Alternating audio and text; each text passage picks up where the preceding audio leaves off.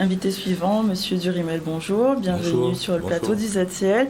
Alors, donc vous êtes le maire de Pointe-à-Pitre et justement, on voudrait justement pouvoir faire un petit bilan sur la ville de Pointe-à-Pitre en général. Et après, on parlera sûrement de l'affaire du chlordécone et de la loi qui a été votée. Donc, est-ce que, selon vous, vous pouvez nous faire un petit bilan de votre mandature jusqu'en 2024. Quelles sont les avancées sur la ville de Pointe-à-Pitre? Très bien. Je vous remercie et je suis aussi flatté de côtoyer Barbara Vampierre à cette occasion. Je pense que ça apportera un rayonnement en plus à l'émission, puisque c'est une personne très en vue. En tout cas, Pointe-à-Pitre, bilan à mi-mandat, oui, on peut esquisser un bilan à mesure où quand nous sommes arrivés, tous les regards étaient orientés vers une ville en déclin, une ville dont le maire faisait l'objet d'une procédure de révocation, ce qui est rare dans la République, et donc et qui a démissionné. Donc c'était un terrain difficile, parce que lorsqu'on prend la fuite, c'est que la cause est tellement difficile qu'on préfère fuir que de se battre. Nous, on a choisi de nous battre par amour pour cette ville et parce que c'était aussi faisable. On n'aurait pas embrassé le challenge si on savait que c'était hors de la portée d'un humain. Donc il a fallu d'abord assainir les finances communales, fermer les vannes, retrouver des sources de financement, regagner la confiance des bailleurs de fonds, puisque chacun sait que ceux qui peuvent donner, c'est l'État, c'est la région, c'est Cap Excellence, le département. Donc pour restaurer cette confiance, il a fallu montrer patte blanche, montrer que nous avions une gestion saine et que les recettes rentraient et que les dépenses que nous engagions, nous avions les crédits disponibles pour les engager. Donc ça a payé, puisque d'un déficit qui oscille entre 75 et 80 millions d'euros. Nous en sommes réduits au 31 décembre 2022 à 36 millions d'euros. Et si nos comptes sont bons, puisque je viens de finir une séance de travail avec l'expert des finances que l'État a mis à notre disposition et qui m'annonce qu'on finirait 2023 avec environ 6 millions d'euros de déficit, ce qui est prodigieux. Donc si on peut se vanter aujourd'hui d'avoir assaini les finances, d'avoir instauré une gestion vertueuse, la question est de savoir est-ce que c'est de ça que les Pointois ont besoin, quoi. Comme on dit, déficit de la cuite de Canaries. Non, exactement. Maintenant, les Pointois ont besoin de quoi, selon vous? Et donc, il fallait assainir. Maintenant, il faut investir. Et on n'assainit pas sur un terrain qui est miné. On n'assainit pas. On n'attire pas les investisseurs parce que quand je dis investir, la ville doit investir parce que nous avons des besoins, notamment d'infrastructures sportives qui sont en panne. La ville est bien dotée, mais plusieurs de ces infrastructures sont en panne, notamment le rôle Paul Chanchon, le rôle des sports, que nous venons d'obtenir une visite de la commission de sécurité qui semble dire que nous avons rempli les conditions qui nous étaient imposées pour réouvrir. Donc l'élu délégué Alain Sorez me prie de ne pas le dire trop tôt pour qu'il ne soit pas assailli de demandes dans la mesure où il reste quelques petits nettoyages, quelques réglages à faire pour que l'enceinte soit à nouveau exploitable. Mais ce serait pour quand à peu près, à quel mais je veux croire que c'est avant la fin de ce mois-ci, du mois de mars. C'est imminent. C'est imminent. La réouverture est imminente, mais par respect pour l'élu en charge, je préférais que ce soit lui qui vienne annoncer l'ouverture en la personne d'Alain Sorez. Donc, des infrastructures sportives, le complexe Michel Benjamin aussi, où il y a des travaux d'éclairage, des travaux de réparation du revêtement au sol. Donc tout cela va pouvoir être maintenant entamé parce que nous allons retrouver une capacité d'autofinancement. Quand vous demandez de l'argent à une banque, on vous demande combien vous pouvez mettre. Or, Pointe-à-Pitre avait une capacité d'autofinancement négative. Au lieu d'avoir des recettes, on avait du déficit pour pouvoir financer nos investissements. Donc, on va pouvoir investir à nouveau. La ville vient d'achever la construction d'une maison de quartier qui était à l'arrêt pendant 6 ans, puisqu'on n'avait pas les moyens d'achever les travaux. Nous avons trouvé des occupants, puisque l'État a posé comme condition que vous trouviez ceux qui vont payer le fonctionnement, parce que souvent on construit des gros bâtiments, après on n'a pas de quoi l'entretenir et ça tombe en villégiature parce qu'on n'a pas, le fonctionnement n'a pas été anticipé. Donc l'État nous a dit, on vous aide à trouver les fonds qui vous manquent, à condition que vous ayez déjà un exploitant, quelqu'un qui va payer le fonctionnement, et on a trouvé la Caisse Générale de Sécurité Sociale qui allait quitter Pointe-à-Pitre, qui va donc créer une antenne dans la zone de Bergevin Henri IV. Nous avons trouvé aussi l'ALEFPA qui est un locataire fiable, puisque c'est une institution qui gère les problématiques de personnes majeures protégées par l'État, les tutelles, les curatelles et autres. Donc on a 2 locataires qui vont pouvoir payer un loyer qui nous permettra permettra de rembourser le prêt que l'AFD a bien voulu nous consentir, et également l'État qui a également donné une subvention. Donc tout ça va concourir à l'amélioration des conditions. À l'amélioration et également à la fréquentation de la ville, parce que quand la ville est délaissée, désertée par EDF qui est parti, par la CAF, par les organismes qui quittent, c'est moins de fréquentation, c'est moins de recettes de stationnement, c'est moins de recettes en tout genre, moins de recettes pour les acteurs économiques, ceux qui vendent ne serait-ce que des bokits. S'il n'y a personne qui vient, il y a moins de bokits de vendus. Donc voilà, donc nous espérons vraiment que Pointe-à-Pitre va pouvoir redémarrer aujourd'hui, parce que les finances sont assainies, que l'État nous fait confiance et nous subventionne. La place de la Victoire va être un quartier complètement rénové. On va poser la première pierre du cinéma Renaissance dans quelques jours. Les travaux vont commencer puisqu'on a obtenu une subvention pour la façade pour qu'elle soit reconstruite à l'identique. Et derrière, c'est un investisseur privé, et le Cinestar, qui a remporté le concours que Cap Excellence avait lancé pour l'agglomération. Et c'est donc le Cinestar qui va construire des salles de cinéma derrière ce mur qu'on va commencer. Donc le quartier. Le Centre des Arts. Alors le Centre des Arts, c'est le plus gros chantier du monde, puisque la Cap Excellence a mis 17 millions d'euros sur fonds propres et il en manque 22 pour l'achever. L'État vient de dire qu'il va en mettre 2 pour nous permettre de construire une salle, mais une salle, ça ne le fait pas. La salle ne va pas pouvoir fonctionner si tout le reste est occupé, si tout le reste est donc ça ne va pas avancer tout de suite. Moi, je ne crois pas que pendant ma mandature, je verrai le Centre des Arts. Donc je ne vais pas mentir comme on l'a fait jusqu'à présent. À chaque élection, on annonce l'inauguration. On a fait ça 10 fois en 10 ans. Nous, on dit très clairement que le Centre des Arts ne sera pas achevé avant la fin de la mandature en 2026. Mais nous gardons l'espoir qu'une fois qu'au Pointe-à-Pitre ira mieux, que l'on verra qu'autour de la mairie, il va y avoir un quartier qui va être créé. Le quartier de l'Hôtel de Ville, on va démolir la résidence Les Lauriers, qui est en cours d'être vidée. Les locataires, on est en train de leur trouver d'autres lieux de logement. Et donc, on va raser Les Lauriers, qui est une résidence très ancienne, qui a perdu en qualité, en cadre de vie pour les gens.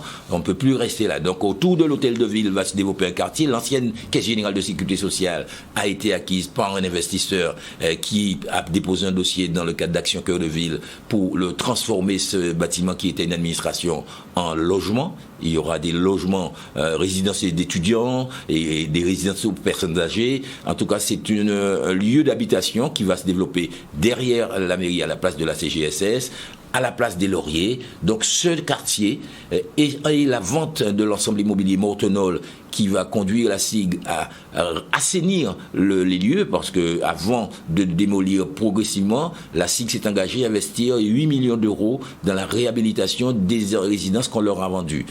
Et donc, le Mortenol, les Lauriers, quartier de l'Hôtel de Ville, la place de la Victoire, les Pointois comprendront pourquoi ils ont souffert. Parce que quand je dis qu'on a résorbé le déficit, quand on dit qu'on a résorbé le déficit, c'est nous qui avons tiré profit des souffrances de la population. La population, il lui manque beaucoup de services publics. Il lui manque beaucoup d'entretien des espaces verts. Pendant 2 ans, on n'a pas fait. C'est maintenant qu'on a pu lancer des marchés et qu'on a divisé la ville en 11 quartiers et on a confié à 11 entreprises le souhait d'entretenir les espaces verts, et ça se voit. Je reçois des messages sur mon téléphone où les Pointois me disent qu'ils commencent à voir la propreté revenir dans leur ville, le monde Massabielle, tous ces endroits qui apparaissaient comme délaissés, la résidence Rivière-Salée, près de complexe Michel Benjamin. Depuis 2 jours, ces endroits-là sont en train d'être nettoyés. Donc, quand je dis, c'est les Pointois qui, par leur privation, ont permis que la ville peut revenir maintenant à l'équilibre. Donc, petit à petit, ça revient à l'équilibre, comme vous dites. On va parler un petit peu de la proposition de loi concernant le chlordécone. Vous avez été un fervent supporter de ce dossier, défenseur de ce dossier. Oui. Quel est votre regard sur cette proposition ? Moi, je pense que c'est une grande avancée. C'est une énorme avancée dans le sens où des députés guadeloupéens ont mis 20 ans pour être convaincus qu'il fallait faire une proposition de loi. C'est super. Moi, je ne veux pas bouder mon plaisir. Voilà des élus de Guadeloupe qui disent qu'il faut réparer, il faut indemniser, il faut dépolluer. On a mis du temps à convaincre ceux de chez nous. Alors, on peut dire que l'État français n'a pas réagi vite, mais moi, je nous regarde nous. Moi, il y a des gens qui ont dit Durimel est fou, parce qu'à chaque fois qu'il ouvre sa bouche, il parle que de chlordécone. Sur un marché, une dame m'a dit, monsieur Durimel, vous pensez que l'État peut nous faire ça ? Tellement les gens avaient foi en la patrie, la mère patrie, et ils ne s'imaginaient pas. Donc aujourd'hui, c'est une vraie avancée, mais ce n'est pas encore une loi. Ce n'est que l'Assemblée nationale qui a voté. Justement, quelles sont vos attentes pour la mise en œuvre d'aller. C'est quoi l'étape d'après? Mais l'étape d'après, c'est que le Sénat vote. Parce que si le Sénat dit terminé, c'est fini. Si le Sénat dit qu'il n'y a pas de loi, il n'y a pas de loi. Donc quand on dit qu'une loi a été adoptée, une proposition de loi est partiellement adoptée et fait son cheminement législatif pour aller au Sénat et s'il n'y a pas d'accord, revenir à l'Assemblée nationale et faire la navette jusqu'à ce qu'on ait une loi adoptée. Néanmoins, on ne doit pas bouder le plaisir. C'est déjà une avancée. Mais nous regrettons que le principe pollueur-payeur n'ait pas présidé à l'indemnisation, car on va créer un fonds qui va être financé par de l'argent des contribuables, par ceux qui n'ont pas pollué mais qui sont plutôt victimes de la pollution. Donc c'est pour nous une insuffisance, mais la loi avance parce que toutes les parties sont responsables de cette situation. Même ceux qui se vantent d'être à l'origine de la proposition de loi étaient là avant.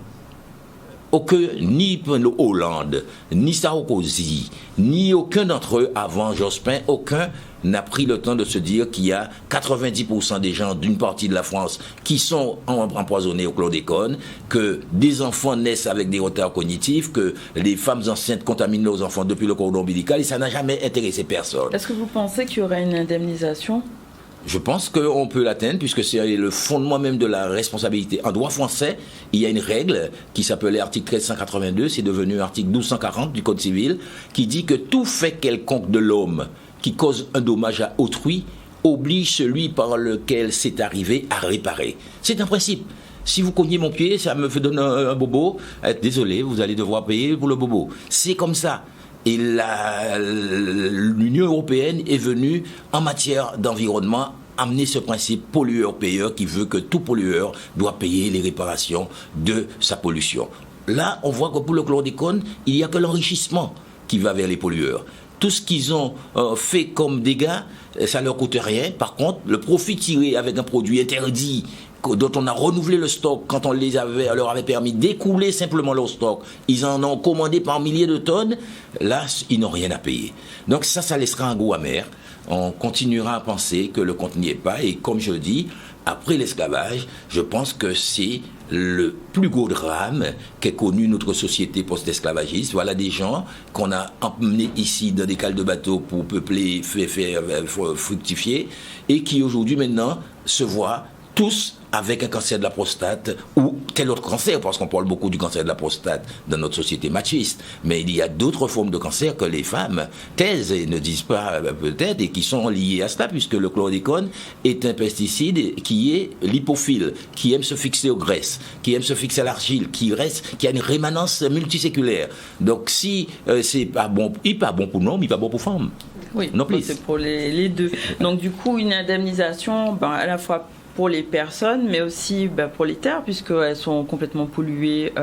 L'eau est polluée, les eaux sont contaminées, c'est un vrai problème de santé publique. En fait, est-ce que vous pensez qu'il y aura une vraie indemnisation? On a parlé de réparation, c'est une loi, mais est-ce que concrètement, ils vont payer en fait? Très bien. Alors, moi, je crois que vous avez parfaitement raison de dire qu'on parle des individus, on parle de quelques individualités, de quelques dizaines ou vingtaines de milliers d'euros qu'on va donner à la Tartampion pour aller le jouer au TRC peut-être. Nous, on parle d'une approche plutôt macro-politique. C'est-à-dire que le pays Guadeloupe est pollué, le pays Martinique était pollué, nos pays ne sont plus regardés à l'extérieur comme avant, puisque si vous venez décider d'aller vivre dans un pays, vous choisissez là où l'eau que vous allez boire ne sera pas contaminée à quelconque poison. Donc ça a réduit l'attractivité de nos pays, et donc je suis très heureux que le président Chalus m'ait demandé de défendre la région dans ce procès, et c'est désormais un procès pour des personnes, parce que j'ai quelques personnes qui m'ont demandé de rechercher leur indemnisation, mais c'est ce qui me fait penser que on approche du but, c'est le fait qu'on va indemniser le pays Guadeloupe. Nous devons obtenir un plan pluriannuel qui prévoirait non seulement la dépollution mètre carré par mètre carré, parce que de plus en plus on entend dire que c'est possible, et en même temps, de notre côté, qui prévoit la réparation du préjudice, des plans de développement durable avec de l'agriculture biologique là où on peut, si on peut faire de l'aquaponie, si on peut faire des cultures suspendues au sol. C'est un challenge pour nous, c'est un challenge pour la France aussi, que de se dire que des terres sur lesquelles nous avons transféré des populations qui ont perdu toutes leurs racines, leur nom, leur identité, identité, leur culture, leur culte et leur savoir, eh bien aujourd'hui nous n'avons pas le droit de les empoisonner. Nous devons réagir. Et c'est un vrai combat qui m'est tout à fait exaltant pour moi de mener, c'est dire que le combat continue pour le chlordécone. Donc plein d'actions à mettre en place pour la suite. Absolument, et ça va nécessiter plus de mobilisation populaire. On va avoir besoin de voir des gens, pas que des clics. D'accord. On va avoir besoin de gens qui crient plus que des gens qui cliquent. Parce que c'est facile de cliquer dans sa chambre, dans la clim, et de se montrer très rebelle à l'action. Sur son téléphone. Je veux des gens qui passent à l'action. Voilà. N'est-ce pas, Barbara? Beaucoup. Action. Ouais. On va justement rester sur l'action et parler de comment mieux gérer son temps, en tout cas avec Barbara. En tout cas, merci d'être venu sur le plateau, monsieur. C'est moi qui vous remercie et je salue les points 3, je leur souhaite bon appétit.